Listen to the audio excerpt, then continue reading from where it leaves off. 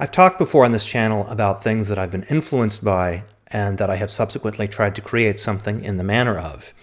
And there are a few things that I've been influenced by, but I haven't made anything in their vein yet. And that's mostly because I was too intimidated by what they were and what they meant to me to do it. And it took me a while to realize what it was in the work that I'm going to talk about today. What was it about that work that I wanted most to aspire to? And the work I'm talking about today is the Ghost in the Shell franchise. And this is a huge franchise. It covers several manga, several TV shows, multiple movies, both animated and live action. And coming next year, there will be an all-new TV series, which I think is based on the original manga much more closely than in previous incarnations. For those of you who don't know it, I'll describe it briefly. I won't linger on this too long. It's set in the year 2029. Hey, that's only a few years from now. God, I feel old. And it's set in a cyberpunkish Japan that is still recognizably human. People still drive cars, they still eat food, savor their retirements, work at their jobs, and occasionally commit crimes. And when they commit crimes that take place in the cyber realm, especially when those crimes have a political or a military connotation, for that we bring in Section 9, which is an off-the-books paramilitary government unit. And it's headed up by Major Motoko Kusanagi, a woman with a human mind but a cybernetic body. And she leads the team to confront each of these threats and neutralize them. And the origins of her cybernetic body, by the way, are fodder for a number of backstories throughout each incarnation of the franchise. It's never the same way twice. And honestly, Never the Same Way Twice could talk about all the different incarnations for the story. I mentioned there was an original manga. It's now available in a reprint edition along with its two somewhat distantly related sequels. There is the 1995 animated movie adaptation, which is usually held up as being the crowning jewel in the franchise, although it's got a very different flavor from its source material. It's much more dreamy and spiritual and detached, and that's actually what I like most about it. It also has a sequel, which is equally dreamy and spiritual and ethereal, and I recommend both of them for very different reasons. My personal favorite, and the one that I recommend as the best point of entry, is the TV series Standalone Complex. It contains an entirely original set of stories, and it's, to my money, the best expansion on the premise of the original material. So start there as my recommendation. You can also check out the recent live-action movie that was made, but honestly, I feel very deeply conflicted about it.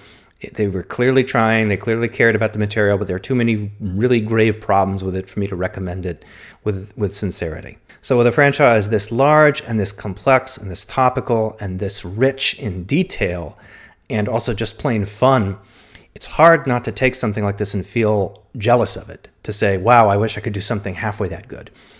So I had to ask myself, what is it that I am trying to take away from this material for myself? What is it that I'm trying to learn from it except just to copy it, which I really shouldn't be doing anyway? So to talk about that, I'll start with some general thoughts about cyberpunk and science fiction. The science fiction of 50 years ago is not the science fiction of 75 years ago because we're different societies. We have no choice but to see things in new ways. And when cyberpunk first started to come around in the 70s and 80s, roughly speaking, it was seen as being a projection of many trends of the present then into a future. And the thing is that a lot of those projections have come true. Cyberpunk was once a genre. Now it's very much a reality that we're living out. And so when I was younger, there was stuff like William Gibson's Neuromancer. There was John Brunner's Stand on Zanzibar and The Shockwave Rider, both of which are still very prescient. There was Blade Runner, which I've made a whole separate video about as an influence. And each of these things touched on the way technology as a way of life was woven into our lives. And now those things have become woven into ours, the real life that we're living. There's a director, a guy named Godfrey Reggio, who made a series of films called the Qatsi trilogy. You might know the original movie, Koyanis Qatsi. I highly recommend that. It's one of my favorite things. And one of the things that he said was, we do not so much use technology as we live technology. And one of the thoughts that came to me out of the Ghost in the Shell franchise was, and here's an example of how technology is living us right back. And now I look at the world around us today, and I say the same thing with twice as much conviction. Now, all of SF revolves around some constant questions, and it's usually along the form of something like, what tiny bit of today is combusting into a tiny bit of tomorrow, right now? That's actually something I stole from the jacket of a book that I saw once. And I think the bigger question is, how can we take those things and make a story from that? Not just make a treatise or a tract or a pamphlet or a lecture. How can we make a story from it? And part of why I felt reluctant myself to tell stories along those lines is because they've been starting to feel more and more like a dead letter. A lot of what we've talked about in cyberpunk has crossed a threshold from speculation to reality, and the same goes for science fiction generally. Things are becoming more and more real every day. And I don't want to tell yesterday's stories. That's always felt to me like being a step behind. And that made me wonder, has cyberpunk as a mode, as a genre, has it already fallen behind the times? Is it already stale? Maybe cyberpunk is not really the way to comment on our world through a science fiction lens, or to transform our present moment into art or to some kind of informed entertainment. So, when thinking about that, I decided to cast the scope of my question a little bit wider. What are the larger lessons that I could draw from something like Ghost in the Shell in terms of what kinds of stories to tell? How could we create something that has the same kind of inspired flavor? And again, how do we do that without getting caught up in things that are so topical, so much of the moment, that they run the risk of aging out by the time you get around to talking about them? And one of the possible answers that I found is something that's been described as a foundational cyberpunk ethos. It's actually a quote from Neuromancer author William Gibson. He once said, "The street finds its own use for things." And this was very much a foundational observation for a lot of his cyberpunk science fiction. And it is an extreme sociological expression of the skepticism, sometimes shading into cynicism, that SF tries to keep alive. The street's going to find its own use for things, whether we like it or not. And those things could be anything. They don't necessarily have to be just low tech. They can be high tech. They don't have to be a piece of technology. They could be an idea. And if you combine that with, we don't so much use technology as live technology, and you're arriving in a new place.